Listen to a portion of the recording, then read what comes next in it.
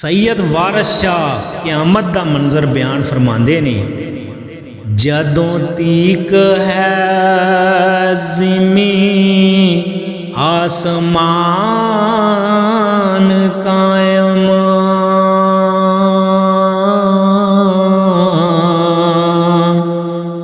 तदों तीक है वा सब वैणगे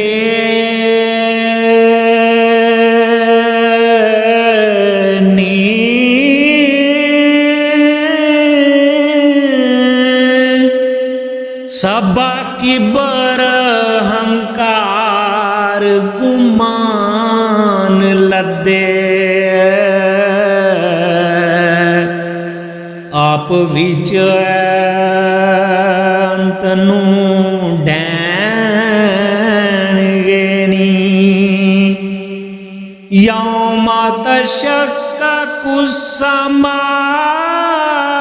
बिलगमा में, तदों आसरे सब टैणगे नी, इसराफील जासूर करना फूके, ओ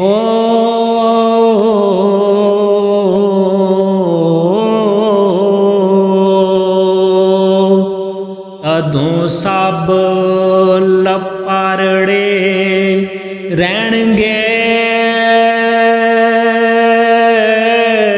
नी,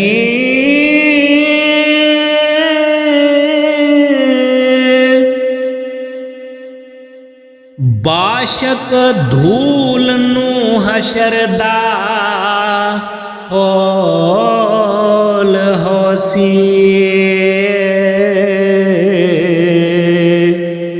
सुन के घूकरां आप तरैणगे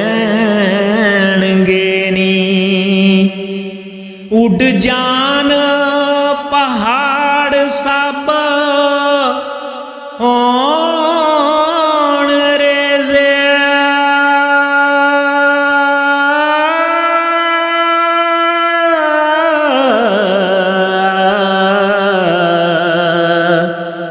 वांग खिंगरां आप विच खैणगे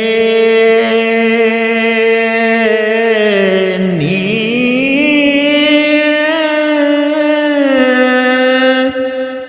आपो आप मालूम कर लैन सब्बे, जदों हशर नू मामले पैणगे नी, सूरज सवा नेज़े उत्ते आन ठहरे, रारणगे गा सब गैणगे नी, जो कुछ बीज सणा इस जहान उत्ते, एहो रोज क़यामते लैणगे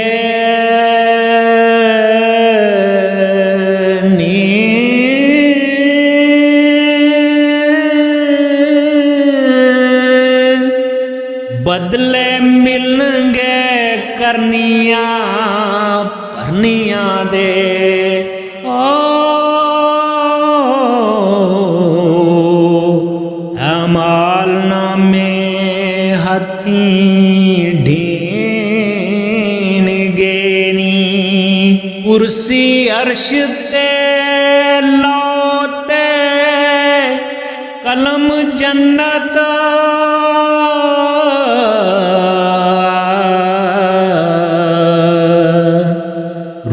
दोज़ख ऐसत रहणगे नी,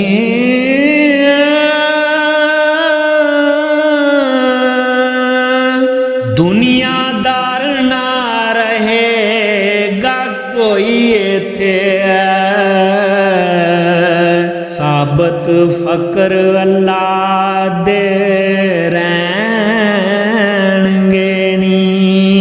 दसां हाल अहवाल तमाम सारा, सार ओना जो वरत्या सैणगे नी। नाले फाल कुरान किताब विचों,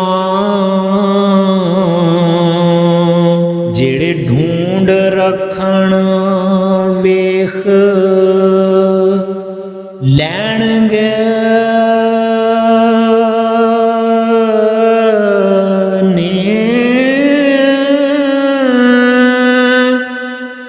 बोल पवेगा ज़िमी आसमान मुँहों, ओ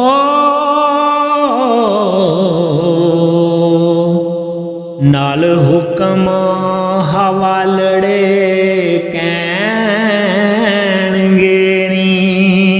कुल जान इसरार हैन बंद जेड़े,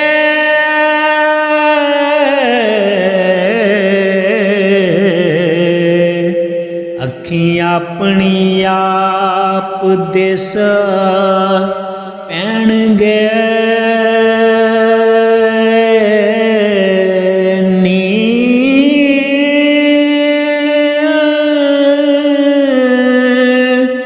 पूरा सुट के प्रश्न मैं लावना,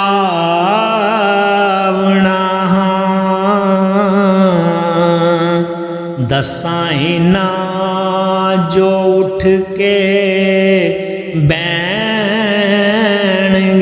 नी। नाले पतरी खोल के फाल, वारस शाह होरी सच कहणगे नी। नाले पतरी खोल के फाल, वारस शाह होरी सच कहणगे नी।